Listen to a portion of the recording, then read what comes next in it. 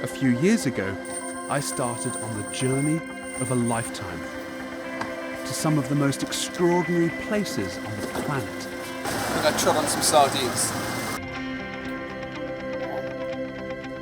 A journey I wanted to document as a film series. It's really cold. Hands are pink. I wanted to visit each and every one of the UK's overseas territories. The territories are 14 sets of islands scattered all the way around the world in all 7 seas. Everything from tropical reefs and rainforests all the way through to Antarctic wastelands and icebergs and exploding volcanoes. And this is the secret side of the UK that few people know exist. So I had this idea of visiting these incredible territories and seeing the secret wildlife of the UK scattered around the world. These breeding sites are some of the greatest concentrations of animals anywhere on Earth.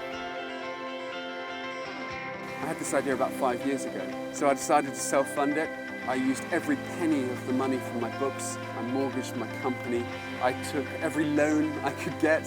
I maxed out many cards, many credit cards, I don't even know how many, and pulled it all together. And for 3 years now, it's been a 200,000 kilometre journey, and it really has been one hell of an experience. It's been the hardest thing I've ever done. This is the only way to get up onto Gough Island. But it's equally been the most amazing thing that I've been fortunate to undertake.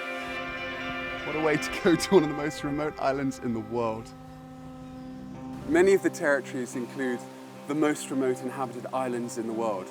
Others have absolutely no landing strips. There's no way to get there conventionally. So to complete this series, we had to rely on some very unusual forms of transport. Getting to Pitcairn Island isn't easy. This vessel behind me is the MV Claymore 2. She's the official supply boat for the island, and she's the only vessel to go there on a regular basis, and she calls in just 4 times a year.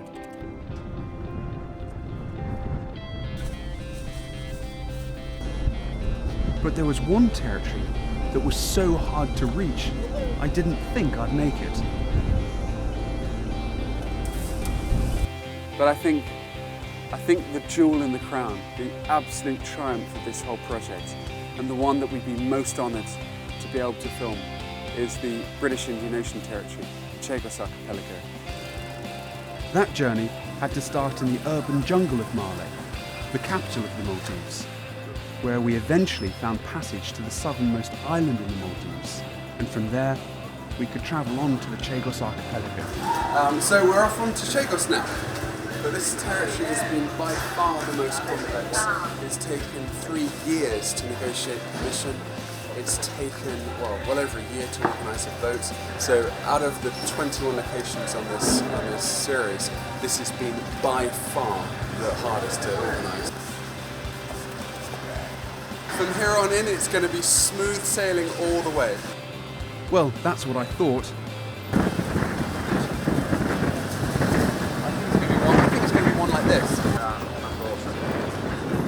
Well, Chagos is pretty much one of the hardest places to get to on the entire planet.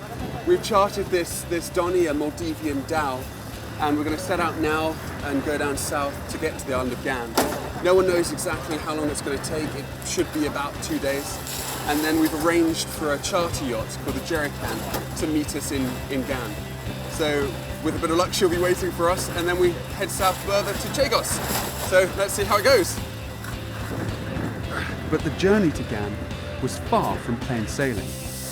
The crew kept making unscheduled stops at various islands, and we were soon well behind schedule.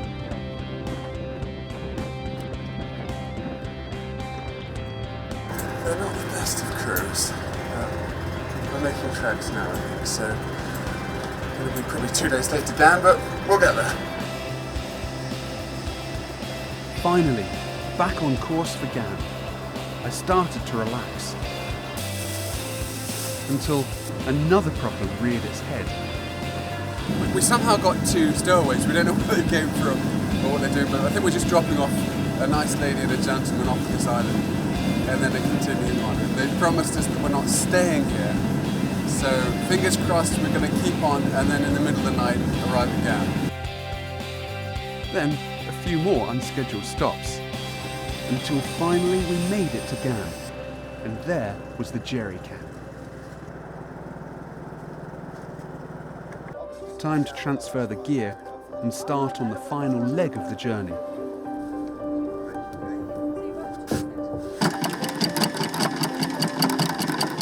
We're officially underway now. That's amazing. Yet every day of the time spent organising this leg of the trip, and all the problems, simply disappeared when we arrived at one of the most beautiful places I've ever seen. The water is just crystal clear. The reefs come right up onto the beaches and, whoa, just stunning. I found some extraordinary places, but I've also found some amazing animals. Perhaps my favourite lives on the Falkland Islands. There's this extraordinary bird there called the striated caracara, and it's attracted to anything that it doesn't know. If you throw some coins, they're attracted to sparkling metal.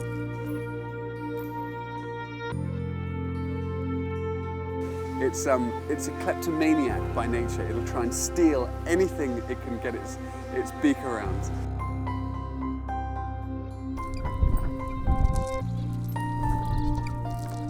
I was here to talk about Charles Darwin's experiences with these birds, since he was robbed by these highly intelligent birds of prey.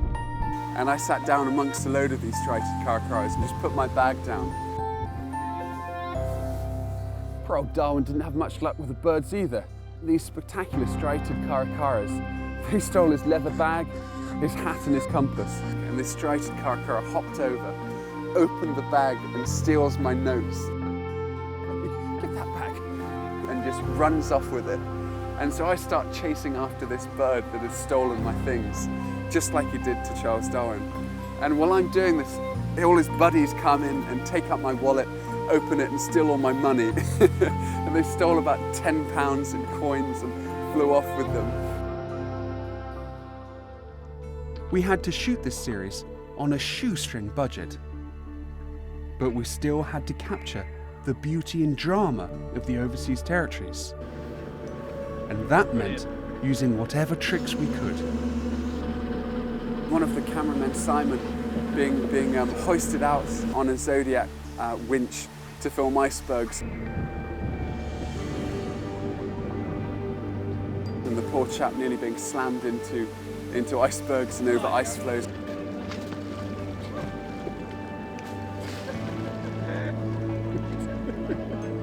So nearly fed to a leopard seal, actually. We didn't tell the health and safety team about that. It took me 3 years to get to all of the UK overseas territories, scattered across some of the most remote spots on the planet. And it really has been a journey to the ends of the world. And I'm glad to say my story has a happy ending, for the BBC and many other channels across the globe bought the series for broadcast, and I hope this series will raise awareness of the UK's overseas territories. These are the UK's secret treasure islands. The treasure here is not gold and not silver, it's the wildlife. And it's this extraordinary natural heritage that I really hope we've captured.